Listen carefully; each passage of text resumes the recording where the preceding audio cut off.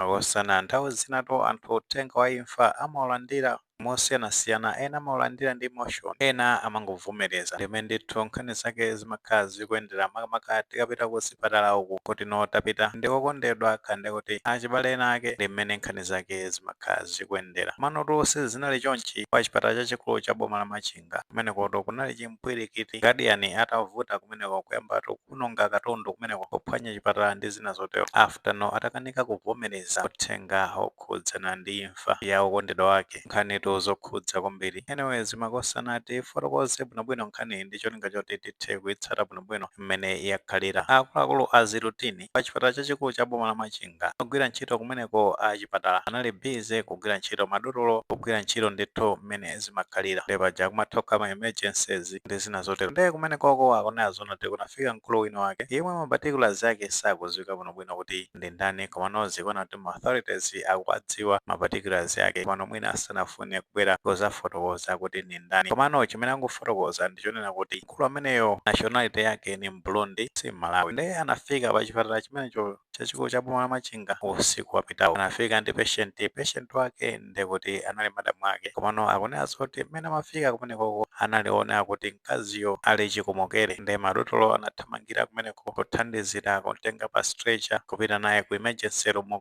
kuyesayesa izi ndizi mwina kuti umoyo wake uthe kubwerera. Ndeka kunali ma resuscitator ma procedure osiyanasiyana kuti athe kupulumutsa umoyo wake, komano zikuona kuti zinthu zonsezo sizinapuleka nthu. Mmene anafikira kumeneko ali chikomokere omwemonso ndi mmene anapeza zoti wamwalira. Awo posatira zimenezi amuna ake wansi mayi amene watisiyayo amene tikunena zoti ni Mburundi, potenga ndi ma authorities zimene akufotokozera akunena zona kuti nkhani imene sanayilandire bwino, anayilandiratu ndi emotion kwambiri, anakanika kuti avomereze zosatira zake. Ambatu chimpwirikiti kumeneko titha kuonanso zithunzi zimene zikusewera pasikini pathupo, nkhani yake ndekuti sinali amasewera, anakanika kuzipanga control, analitu mu denial yayikulu kwambiri mpaka kutenga kamipando kuyamba kuphwanya zinthu kumeneko, ndekuti pamene amakhala madotolo kuphwanyaphwanya mawindo aku emergency room, ndetu kuphwanya pamenepo mongamene tikuonera pamenepo anthu kuyesa kuti amugwire mundumo, kumano kuoneka kuti munthu sakugwirika ngophwanya china chilichonse chimene wachiona kuti chinali pafupi kumeneko, mpaka anthu nongovomereza kuti mkwiyo umenewo akanika kupanga control. Ndi mmene nkhani zake zinayendera kumeneko. Ndi after accident yachitika ndoti mkulu ameneyo wanyamuka ulendo kumapita, kunapezeka zona kuti nkhani inakatulidwa ku polisi, ndi apolisi athamangiranso ku chipatala kumeneko kazungulira nkuonaona pamene situation inakhalira chani. Ndino pamene tikuyankhula pano pafupifupi ali mkati kuonaona katundu amene wanongedwa kumeneko, kani mabedi, maglasiwo, kani ma equipments akuchipatala, ma feedings ena ndi ena, ndi zimene akupanga rekodi kumeneko, potengera ndi amene mayankhulira polisi ya boma la Machinga amene watu ndi a Ngwashape Nsume akusemekeza ndithu kuti kafupifupi ali mkati kuti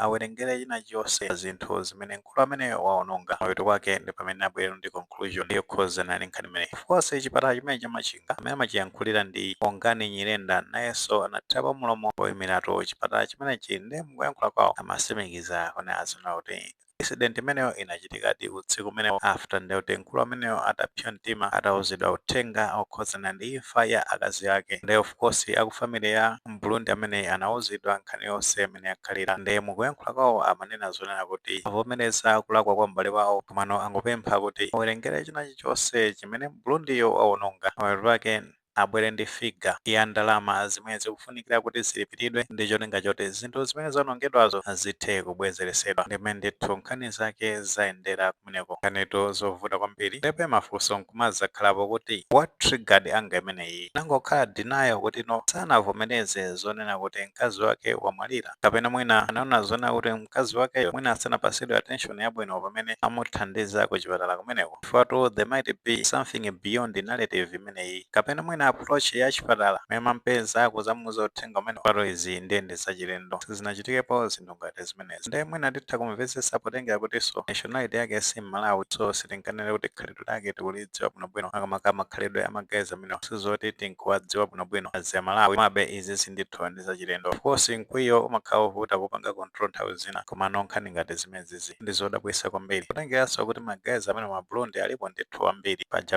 amene akukhala kudzaleka kuja ali ndi chipatala chawo ndithu chimene aboma anayikira kumene kuja komanso zikavuta ngati alibe capacity mbali ya ndalama amatha mwina kupita pa chipatala chachikulu cha boma la Dowa. Ndino sitinganenenso nena kuti mabulundi kumene kuja amamwalira ndithu. Pano of never any incident ngati imeneyi kuti yachitika mboma la Dowalo. Anyway poti inovomereza kupanjako kuti alipira zinthu zimene mbale wawo onongazo ndi it's okay. Kobe nthawi zina zimathabe ngopereka chiopsezo makamaka kwa anthu ogwira ntchito achipatala kumeneko ngati mmene anakwira pamenepo kutheka kuti anakatha kuvulaza munthu wina wake mwina kutenga chinthu china chake kumenya mmutu munthu nkupeza zoti nayenso mwina watisiya pomwepo oyayi kuvulala kumene nkhani zake zimakhala zovuta ndithu zimangovuta kumano nthawi zina kuvomereza anthu kumazavuta ponerengeranso kuti neja ya matenda amene amutengera munthu yokuli chete komabe kuvomereza kumafunikira. Of course ena pamene pamazavutira mpunena kuti munthu uja mwina atamuona kuti ali bwinobwino chani ngodwala mwadzidzidzi lepaja kuli ma BP heart attack amene opanga attack munthu zimavuta ndithu atapeza kuti munthu wangogwa chani kupita ku chipatala nkumakalengeza kuti munthu ameneyo ndi wamwalira. Zimenezo zimachitika pano nthawi zina zimangofunika ndithu kuvomereza nese mwina izikhala negligence ya anthu ogwira ntchito za moyowo ngati pena pake zina zaketu zona mwina mwake zinaziyendese bwino mathabe kwayikira ndino paja timatha kupasira ufulu tithopera munthu amene athe kuliyesa chani zinthu ngati zimenezo zimatha kuchitika ndithu. Ndino munthu akhaza kuti wadwala nthawi itali nthawi zina timatha kungovomereza kuti ayi munthu ende kuti adwala ndithu kwa nthawi itali maso achipatala anayesesa chani nthawi basi angokwana kuti tsiku lake lafika mwini moyo oyitanisa timatha ndithu anthu kuvomereza. Kunaka incident imene yachitika ku Malawi mano anakhala ngati ku dziko la South Africa ambiri amene timakhala ku dziko la South Africa timaona zinthu zake imene zimakhalira panga acting ngati imene apangira mkulu ameneyi sanakampanga handle bwino magazi a dziko limene amachitira komano ku Malawi umunthu ndithu umakhala ulipo timaona zochitika zake imene zimakhalira. Of course potengeranso ndi manarratives anthu ena amazafotokoza kunena zona kuti mkulu ameneyo Mbulundiyo akuti zina lake ndi Musungwi dzina la leti mkazi wakeyo ndi kuti Eliesa Dudu ndi akuti no atafika pa chipatala panepo potengera kuti anali atakomoka kupita naye ku emergency ko madotolo kuyesayesa munthu mogwiragwira pandiapa kuti ampange resuscitate zimonekabe kuti sizimaphula kanthu zomwe zinapangisa zona kuti mkulu ameneyi Musungwi auze madotolo ma option angapo kuti mwina atayesera CPR kapena defibrillator kuti mwina atha kumudzutsa mano madotolo anamuwuza zona kuti njira zonsezo ngakhale atayesa kupanga komano palibe chimene chingaphule kanthu nzonena kuti wamwalira. Ndi zinthu zimenezozo zimene zinapanga no trigger mkwiyo wake ndi pamene anayamba kuphwanya zinthuzo imene nkhani zake zikuyendera. Of course potengeranso ndi manarratives anthu ena pano paja authorities sanabwene uzapanga confirm particular za munthu ameneyo komanso chenicheni chimene chinapanga trigger mkwiyo umenewo chithunzi cha malemu yesa ndi chimene chonacho kuswera pasikeni pathopo ndi amenewo ndithu mmene atisiya nkhani zosakhala bwino vese ndithu ku family chifukwa cha imfa imeneyi komanso mkulu ameneyo Musungwi polozatu okondedwa wake pambero penipeni tipempherere mzimu wa malemu yesa Dudu kuti ambuye ulandire komanso use mumtendere. Ayi mmene nkhani zake nimene zakhalira kutheka tomwe ni maganizo pa nkhani imeneyi ngati maganizo tili nawo titha kufotokoza comment section koma timapereka tikumbukirenso kulemekeza maganizo anzathu.